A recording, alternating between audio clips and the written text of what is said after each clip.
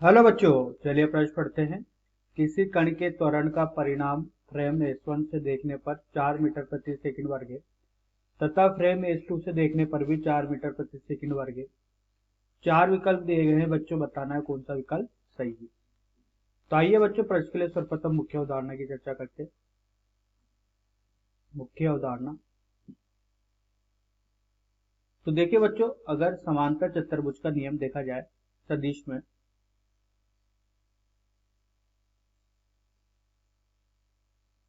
समांतर चतुर्भुज का नियम बच्चों, दो सदिशों के परिणामी निकालने के लिए बच्चों इस नियम का प्रयोग किया जाता है। अगर दो सदिश बच्चों किसी कोण थीटा पर है तो उनका परिणामी कुछ इस प्रकार से दिया जाता है बच्चों, r बराबर वर्गमूल a का वर्ग धन b का वर्ग। बच्चों यहाँ पर a सदिश का परिमाण है, b सदिश का परिमाण है, धन 2ab कोस थीटा से दिया जाता है। थीटा ए और बी के बीच में बच्चों कोण है। तो इस प्रकार बच्चों समांतर चतुर्भुज के नियम द्वारा दो सदिशों का परिणामी का मान निकालने के लिए बच्चों इस सूत्र का प्रयोग किया जाता है। तो आइए बच्चों, इस मुख्य उदाहरण के आधार पर प्रश्न को हल करते हैं। देखिए बच्चों, दो फ्रेम बताए गए हैं।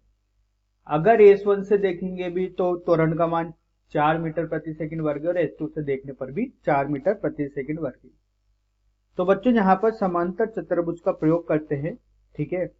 और ये बोलते हैं कि जो S1 फ्रेम है और S2 फ्रेम है, ये समांतर चतुर्भुज की भुजाएं। ऐसा बच्चों मानते हैं कि समांतर चतुर्भुज की भुजा है।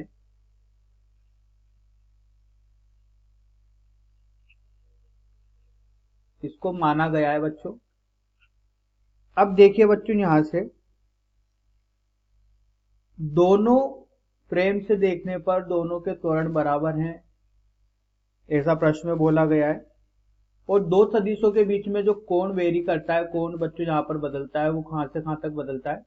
दो सदिशों के बीच में अगर कोण बदल सकता है तो शून्य से लेकर ये हो सकता है बच्चों 180 तक। न्यूनतम बच्चों दो सदिशों के बीच में कोण 0 डिग्री हो सकता है और अधिकतम हो सकता है बच्चों 180 डिग्री। तो देखिए बच्चों, अगर इनका परिणामी निकालना है तो पहले निकालते हैं बच्चों 0 डिग्री के लिए। तो ये होगा बच्चों, देखिए दोनों फ्रेम के लिए जो त्वरण है 4 मीटर प्रति सेकंड वर्ग है। तो देखिए बच्चों, यहां से लिखते हैं 0 के लिए जो होगा वो होगा बच्चों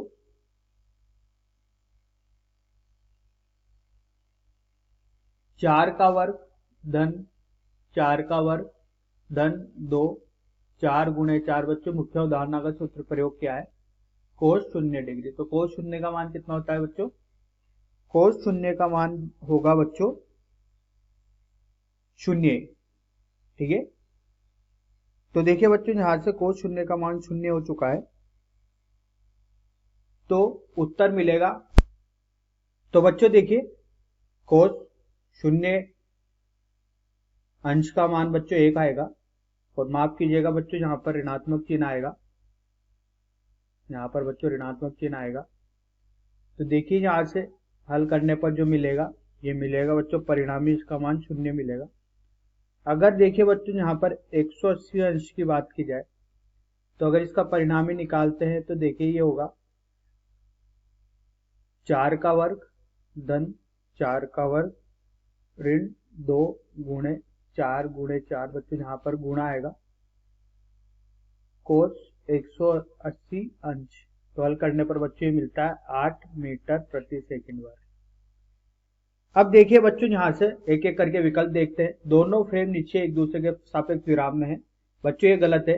अगर फ्रेम एक से दूसरे को देखा जाएगा तो पहले का तो बच्चों यहाँ पर परिणामी 0 है, दूसरे का 8 मीटर प्रति सेकंड वर्ग है।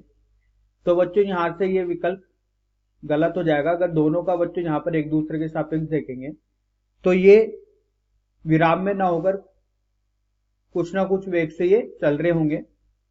दोनों फ्रेम निश्चय एक दूसरे के सापेक्ष एक समान वेग से चल रहे हैं। तो बच्चों अगर दोनों फ्रेम एक ही दिशा में चल रहे हैं तो इनके सापेक्ष एक दूसरे के सापेक्ष इनका जो विस्थापन है वो क्या है, शून्य है।